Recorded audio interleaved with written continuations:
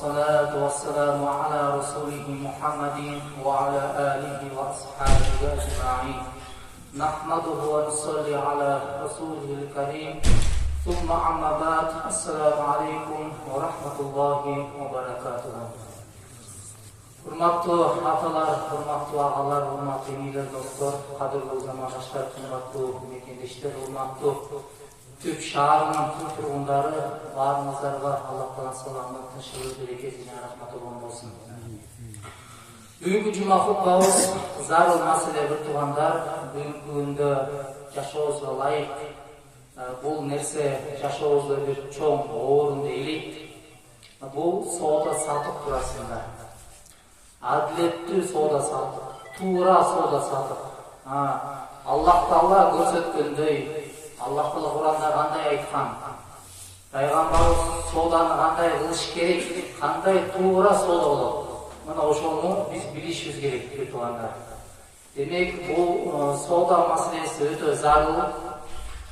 Дайыма туугандар, кээ бир адамдар соодачылык менен иштейт, продукт сатат, кээ бирөө стройкага бир материалдар сатат, кээ бирөө бир темир тезек менен иштейт. Деги эле бир жашообузда бир соода сатып көп туугандар. Ошондой эле телефон саткандар бар, мал алып саткандар бар. Соодагерчилик менен иш кылган, ошо бизнес кылган адамдар көп. Демек, ошол соодачылык кылган адам сооданы эрежесин билиш керек. Ошол кардары менен иштегенди билиш керек. Кандай иштеш керек. Ошондой эле ушул адам да эмнекен ошол бир магазинге барганда кандай соода кылыш керек, ошо сатуучу менен кандай мамиле болуш керек. Ошонун баарын Аллах Таала Куранда айткан. Пайгамбар бизге үйрөткөн туура соода сатып кылганды. Туугандар, баарыбыз туугандар магазинге баратабыз. Жок дегенде күндө же болбосо 2 күндө, 3 күндө бир биз магазинге барып соода кылып турабыз. Ушунун баары соода сатып. Жашообуз туугандар соодага байланган. Пайгамбарыбыз айткан, инсандын 10 рызкысы бар деген. 10 рызкысынын 9-оосу береке, бул соода сатыкта деген. Ошон үчүн эмне соода сатык, ким соода сатык кылган болсо, туура адалдан, адилеттүүлүк, калпайтпай, жалган айтпай, туура соода сатык кылган болсо, мына ошол адамга Аллах Таала берекесин берет. Ошон үчүн ошо соода кылган адамдар эмне үчүн батылдырып, бутуна туруп, мындай шерифтер болуп кетип атат. Ошон үчүн Пайгамбарыбыз айткан хадисте ошол береке 10 рызкысы 9 болсо экен соода сатыкта деген туугандар. Демек, туура соода сатык кылганды үйрөнүшүбүз керек.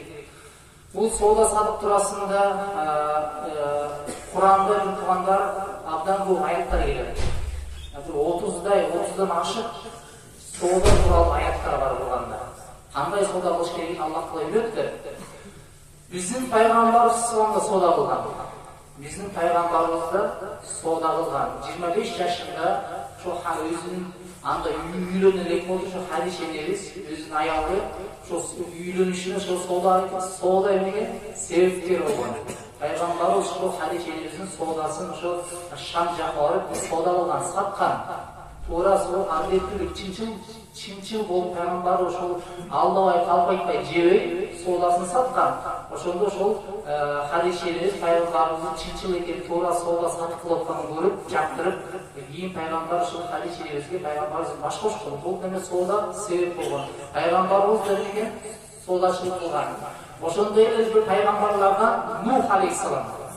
Нух алейхиссалам деген соодагер болгон. Ошондой эле бир пайгамбарлардан Шуайб алейхиссалам деген пайгамбар болгон. Шуайб деген Куранда 25 пайгамбардын аты келет. Ошонун ичинен бирөөсү Шуайб алейхиссалам. Бул пайгамбар соодагер пайгамбар болгон. Ошол Шуайб алейхиссаламдын доорунда соодагерлер күч алган. Каждый второй соодагер болгон. Ошондо Аллах Таала Шуайб алейхиссаламды пайгамбар кылып, мына ошолор Шуайб алейхиссалам Мадиян деген элге коомго жиберилген. Мадиян деген Куранда келет.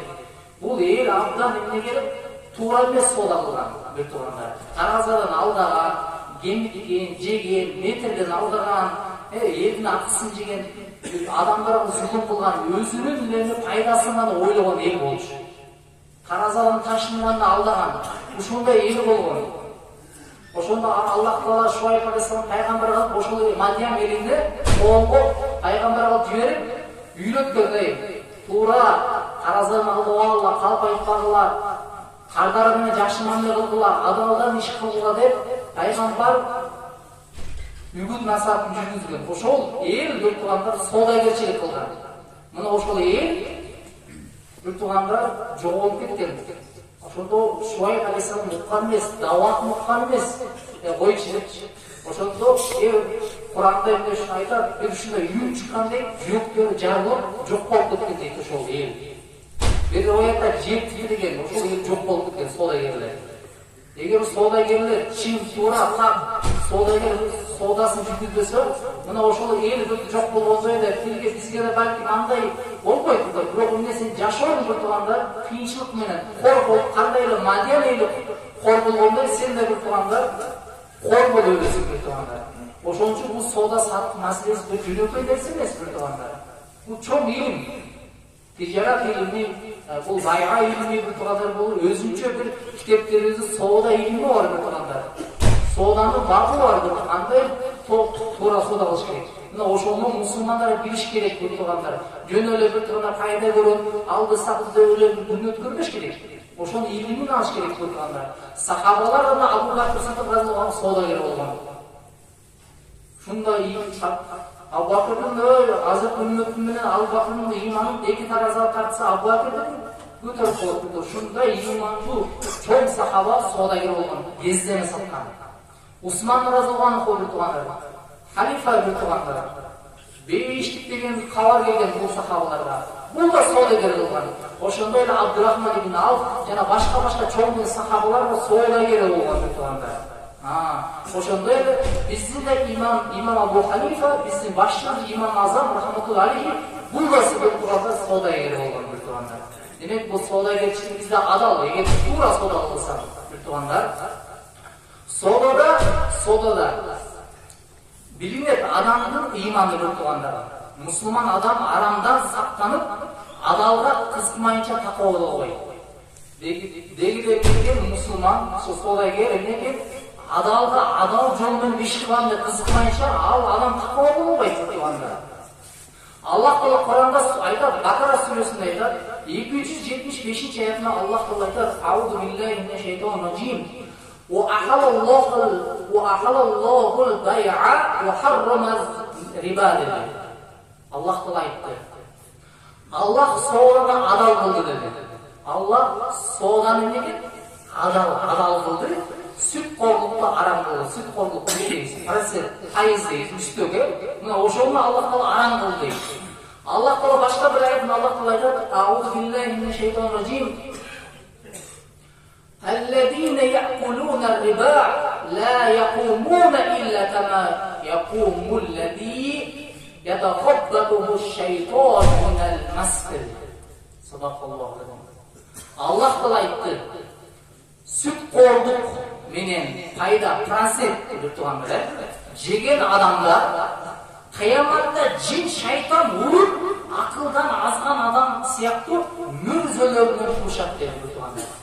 Соода сактыкты бир туугандар ошол арам жол менен, үстүк пайыз жол менен, процент жол менен алган болсо, Аллах Таала айтат, алар кыяматта турганда жин шайтан ургандай мас абалында мүрзөдөн тирилишет дейт. Мас абалында термелен. Эмне үчүн бир туугандар? Ошон үчүн бул риба, сүткорлук, процент, пайыз бир туугандар бул шариатыбызда арам нерсе бир туугандар. Эмне үчүн банктан баардык тегайдар, банктар эмнеге көйүп кетти. Эмне үчүн көйүп? Biz alып atабыз бир туугандар. Алып атабыз. Албасак кайдан көйүп? Бөлүп калдык биз азыр.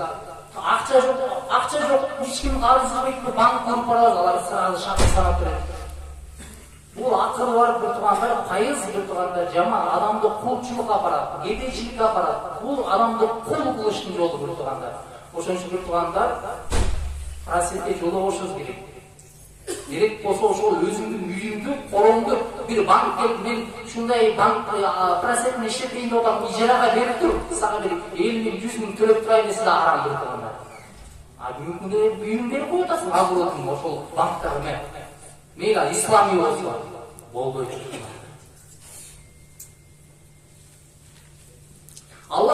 Kur'an'da aytat: "Wa ma ataytum mir riban yarbuwa fi amwalin nas fala yarbu indallahi wa ma ataytum min zakah turiduna wajhallahi fa ulaika humul mud'ifun" dedi. Allah kılay aytdı.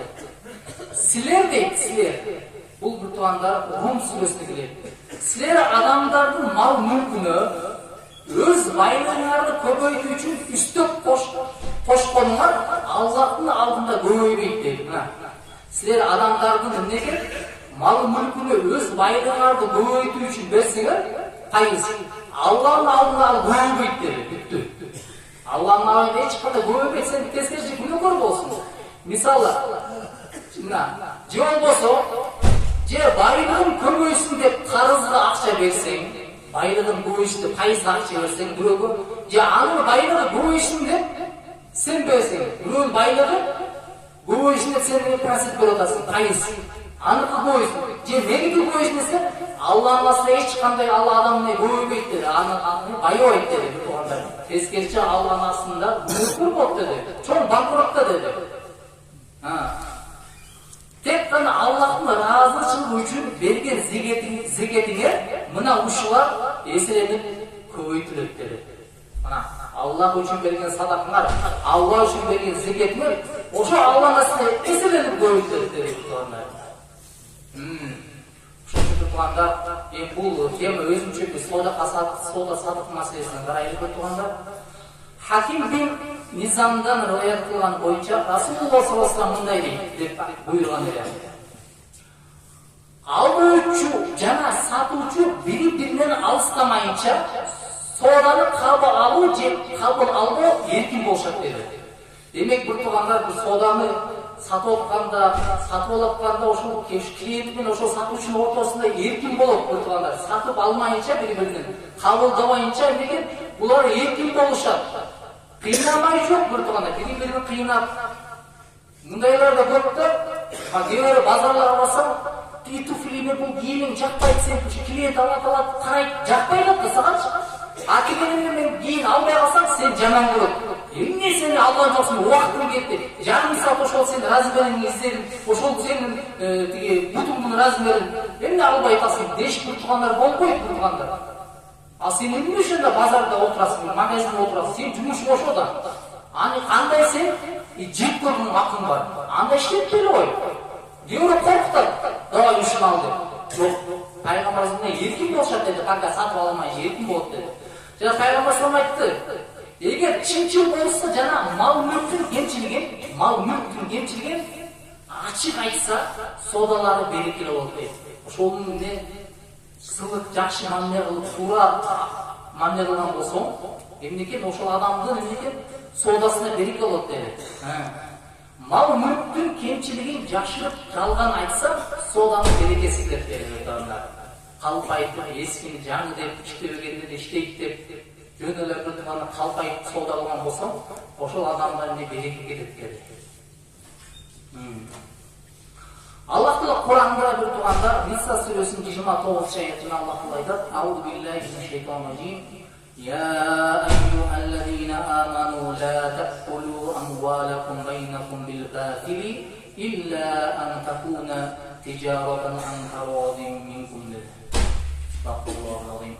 Allah Teala ayette: "Ey iman keltirgenler, biri-birinden mal mülkünü aram yol menен jebegиле" dedi.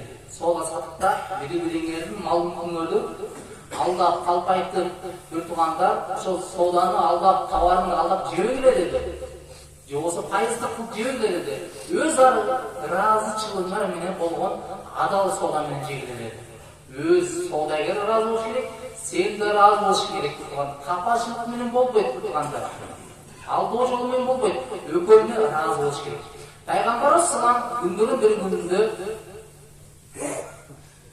Bazara gelip Peygamberimiz aytты: "Ey sodagerler" dedi. "Ey sodagerler. Ey sodagerler cemaati." Deb gün kap ошондо sodagerler бар баштан көтөрүп Peygamberimizге карап калды. Ошондо Peygamberimiz мындай dedi: "Алладан корккондор жакшылык кылган жана дурус жакшы мамиле кылгандардын башка соодагерлердин баары күнөөкөр деп. Соодагерлер күнөөкөр болот деди. Бир гана жакшы мамиле кылгандар, адилеттүү, туура, калпайпай, жашырбай, туура, жакшы мамиле кылган соодагерлер гана күнөөкөр эмес. Калган баардык соодагерлер күнөөкөр деди. Туугандар, ошон үчүн бир туугандар соодан туура кылыш керек. Өзүм билем, өзүмдүн контейнерим, өзүм деп кандай болбойт туугандар. Allah Kur'an'da Cuma suresinde ayet: "Euzu billahi mineşşeytanirracim. Ya eyyuhellezine amanu iza nudiya lis-salat min yawmil cum'ati fas'au ila zikrillahi wa darul ba'id." Wa darul ba'id. Allah aytты: "O iman keltirген pendeler" dedi. O iman keltirgen pendeler, eğer cuma günü cuma namazına çakırılıp azan çakırılsa, mına şu günkü azan çakırılsa, hayya alas-salat namazga kelgiler, hayya alal-falah baqulukka kelgiler, çünkü azan çakırılsa tezden deydi Allah'ты естөөгө мешіттерге шашылып дейdi. Жана соодаларды неге жума намаз бүткөнгө чейин таштагыла дейdi. Эмне үчүн бул жерде Аллах Таала сооданы айтып атат? Жума күнү дейди азан чакырылса жумушка таштагыла, соодага таштагыла болот. Демек бул соода сатып бул чоң аздырып, чоң бул фитна сыноо болуп турганда. Клиенттер келип атат. Ар жакка жуманын убактысы болот. Ар күнү таштап кете албайт.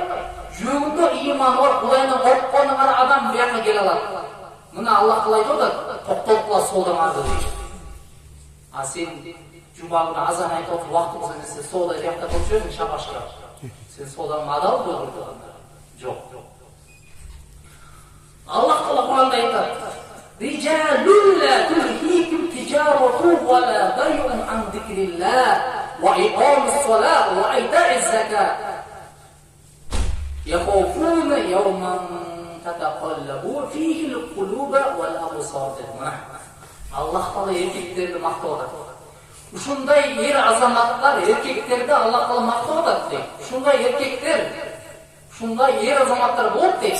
Аллахтын зикринен, намаз окуудан, жана зекет берүүдөн, жана соода сатып дагы алаксыта албайт дейт. Ушундай эркектер болот дейт. Эмне зикир чалгандан, Аллахты эстегенден, Кур'ан окугандан туугандары, зекет бергенден, намаз окугандан, ал соода сатыптары токтото албайт dedi. Мына биз ошондойбуз деп тургандар, ушундай болуш керек да. Канча дегенде эркектер турат, аялдар ошо. Аялдарга жума фарз эмес. Канча эркектер мына этин сатууда деп соодасын кылып атат. А бул жерде Аллах Кур'анда мактап, ушундай ер азамат эркектер бар, аларды соода сатыптар алаксыта албайт дейт, намаз окугандан дейт. А бизден ал кээбирөөбүз алаксытып коет коёбу? Бир туугандар, андай болбош керек да. Аллах Таала бизди мактап атат. Ошого татыктуу болуш керек. Пайгамбарыбыздын татыктуу үммөтү болуш керек. Пайгамбарыбыз айтты: "Ар бир үммөттүн фитна деген сыноо деп башаламан. Ар бир үммөттүн фитна сыноосу бар dedi. Менин үммөтүмдүн фитнасы сыноосу мал-мүлк соода сатып деген туугандар. Биздин ал бир туугандар катуу бир сынообуз бул эмнеге соода сатып бир туугандар. Соода сатып маселеси.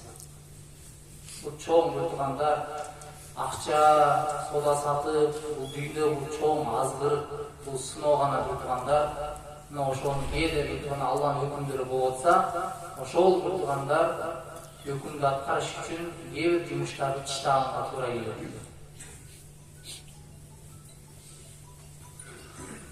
Пайгамбарыбыз айтты: "Чынчыл жана ишенимдүү соодагерлер, чынчыл, ишенимдүү, адилеттүү соодагерлер кыямат күнү дейт, анбия, пайгамбарлар, вала шухада, шейиттер менен бирге болот dedi.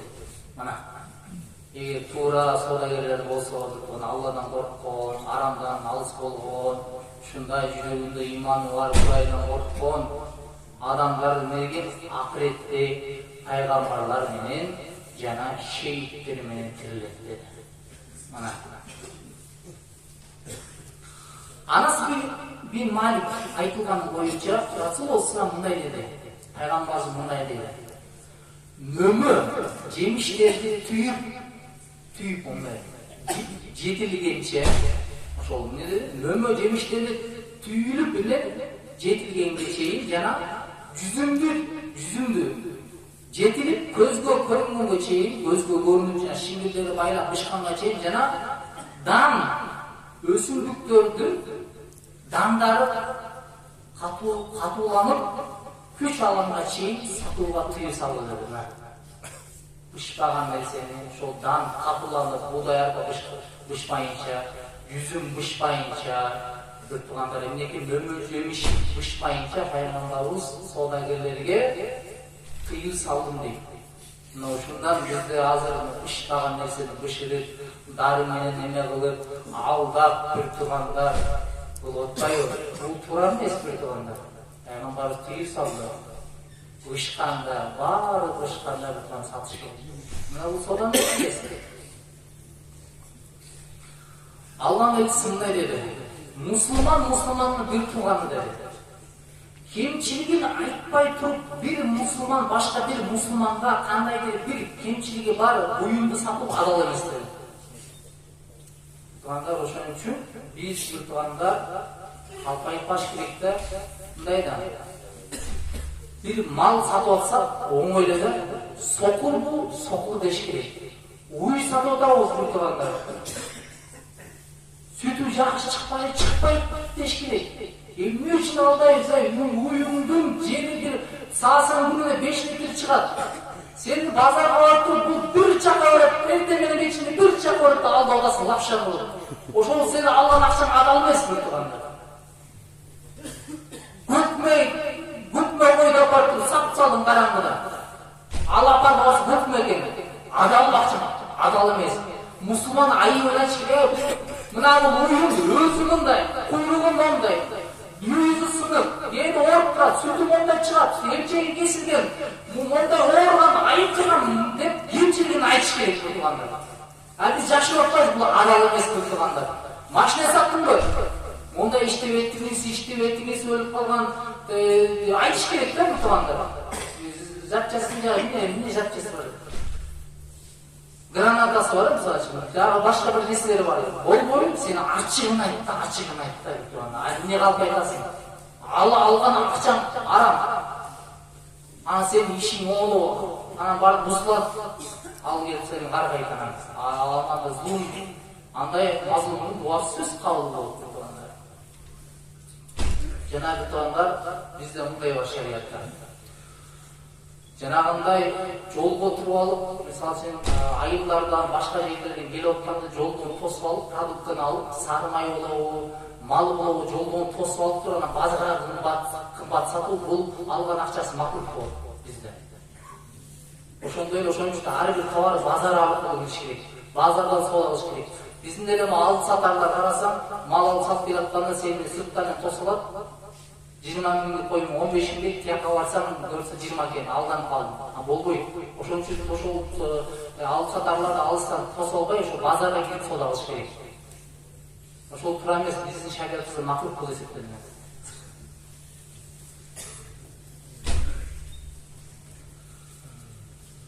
Пайгамбарыбыз айтты. Hazreti Peygamber sallam geldiler mutlu, mundaydı buyurdu. Bu bazar dedi. Bu bazar işlerinde kurulay söz jana жалган arlaşıp ketişi mümkün dedi. Bu bazar dedi. Bu bazarda ne? Kurulay sözdür, jaman sözdür, şunday sözdür bolup dedi. Aralaş kedet dedi. Oşonduktan dedi. Soda satırlardı sadaka menen тазалап тургула dedi. Mına bizge öýrөp bolot. Karamızlar. Bizde aldı berdi olup turат, ар кандай болуп турат. Ошон үчүн эми содаканы тазалап тургула dedi bu tuğanlar. Kapачылык болот. Пайгамбарыбыз не dedi? Сода сатырарды садака менен тазалап тургула dedi bu tuğanlar. Ошон үчүн ким сода кылып атса, ар кандай нерселер болот. Базарда, капачылык, магазиндерде эмнекен акчалайбы, продуктлайбы эмнекен тазалап туруш керек. Күндөрүн бир күндө Пайгамбар салам базарга келип, ошондо бир базарда бир сатуучу буудай сатып аткан болот. Ошондо колун жана буудайга салганда Пайгамбарыбыздын колдору мүндү болуп чыгат. Ошондо ошо сатып аткан кишиге айтат: бул эмне мын дегенде ал айтат: "Я Расулуллах, Ya Rasulullah, Allah elçisi, bu jamgır jadın ekşen mындашып kaldı degende, sen bu soda kılgan tura emес dedi, ошол мүмкүн нерсени эл көргөн жерге кой dedi. Ал мындашып калганда тараздан тартканда бир аз эмне болуп, оор бошуп калды. Мындай болбойт, пайгамбар айтты, калп айткандар эмне бизден эмес деп тургандар. Бизде ошондой. Кээ алсам астына бир товарны биттери, жүзүм, банандарды, мошиналарды астына алып, астына илип чыгып кеткендер. Бул болбойт бир тургандар. Шариятыбызда. Мына пайгамбарыбыз айтты, мындай деп айткан.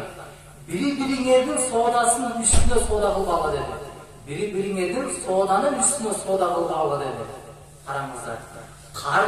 Кардарды, ошо кардарды клиенттерди бири-биринен кайрып алгыла dedi. Ошон үчүн бир туугандар сооданын үстүнө соода кылган болбойт. Бир туугандар. Мал базарда ушундай көп болот да. Бирөө келди, бир букасын 120 миңге баалады. Бирөө келишейин деп атат деген. Үчүнчү адам келип туруп, "Мен 130 миң берем" dedi. Соодасын бузуп болбойт бир туугандар. Сооданын үстүнө соода кылган болбойт. Ошону бүтүп туруш керек. Эгер туура эмес болсо, акы экөө келишмейинче туруп туруш керек. Мен ал кетип калгандан кийин гана соода кылыш керек бир туугандар. Түшүнүктүүбү? Биздерники кыпчылыгы бар. Монча берем депчи. Сана эмесин көбөйт, болбойт. Ошондой эле пайгамбар салам жуучунун үстүнө жуучу түшкө болот деген бир туугандар. Мисалы үчүн бир бала барды, жуучу жөөдү да бир кызга үйлөнөм деп. Анан кийин дагы бирөө келип, үстүнө келип, "Мен алам" деп ошоп келген деп туугандар. Ата тиги кетиш керек. Биринчиси жактырбай алып, кыз үйгө жактырып алып кеткенден кийин аны жуучу болуш керек. Кээ бирөөлөр жуучу болуп, үстүнө келип алган болбойт. Соодада жана жуучуда болбойт бир туугандар. Ошон үчүн пайгамбарыбыз айткан, ошо жахилия дöwрүндө пайгамбар салам айткан, Умар Зуланов айткан. Умар Зулановга биздин базарда соода сатып өкүмдөрдүн кимине чейин билгендер гана соода кылсын dedi. Же пайгамбар корккон, мунуку жахилия дöwрүндө соода сатып арам болгонда, алдашкан, жешкен, ошондон корккон, ошон үчүн соода сатып кылганда ийине жебине чейин билгендер соода кылсын деген. Ошон үчүн соода илимин алыш керек. Соода келгенде сооданын илимин алыш фарз бир туугандар, фарз айын. Бир туугандар. Пайгамбарыбыз айтты, алдоо коркунучу бар соода сатыкты тыюу салуу dedi. Мына. Алдоо коркунучу бар соода сатыкты пайгамбар тыюу салуу. Мисалы үчүн, эмнекен өлчөдө так эмес, же белгисиз. Сен билбей эле тамоюм деп саткан болбойт. Же канча метрге билбейсиң, билбей туруп так чыкпаган сооданы сатпагыла dedi пайгамбар. Ошо тактап билип туруп ана саткыла dedi туугандар. Ошон үчүн Куранда айтылганда бир сүрөнүн атын Тараза деген сүрө бар Куранда. Мутоффифин деген сүрө бар. Куранда 114 сүрөнүн бири Куранда Аллах Таала мутоффифин, "Вайлул лил мутоффифин" dedi.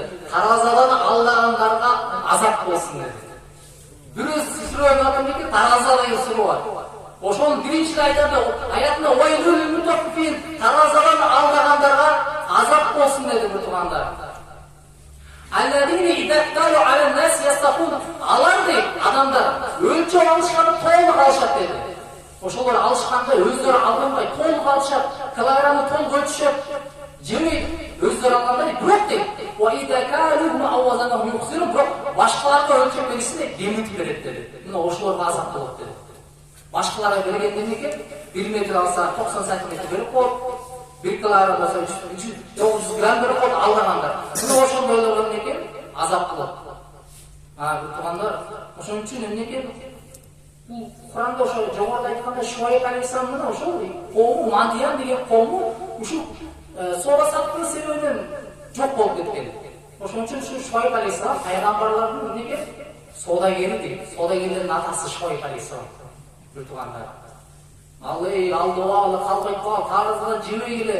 Ушундай чакын өртө, эл укпады. Кийинне жер титиреди.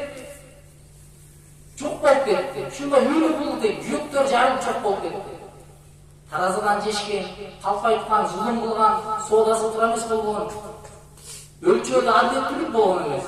Ошонун себебин Шуайб алейхиссалам дейт. Коому, Мадиянын коому жок болуп кеткен. Ушул соода саттыктын есебинен. Ошон үчүн туура соода сатып кылыш керек бир туугандар. Жебей бир туугандар. Аллах Таала Ар-Рахман сүресінде айтады: "Уақимул вазна бил қисти ва ла тухсирул мизан" деді. Өлчөөнү адилеттүүлүк менен кылгыла жана таразадан кемектегиле деді. Мына тугандар, уақыт болуп калды, бир хадис менен аяктайын. Пайгамбар айтты: "Ида вазантум фа арджуху" деді.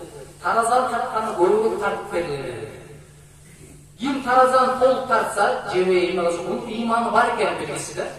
Эгер жесе бул иманы аз экен белгиси. Кичине көбүрөөк берип койсо, бул береке берет Аллах Таала бир тугандар. Ошол үчүн таразалар бир тугандар чоң маселе бир тугандар. Ошол үчүн алымдар айтышат, ошо таразага тартканда жанагы үстүндөгү чаңды сүрүтпөй эле тартып берсең, ошол эле сен тозокко киришине жетиштүү болот дейт. Чаң турат го, ошол эле дейт. Эгер такыбалар жанагы пакетке салганда, пакеттен алып туруп бизге пакетине салып туруп пакетинен тартып атпайбы? Эгер такыбалар пакетин алып өзүнчө тартат, анын пакетке салып беришет. Бул пакет кандай жанагындай иштей чыкпайт дешти. Тугандар. Жанагы тугандар, мына баарыбызга Кудай таалам туура соода сатык менен иштегенди насиптен болсо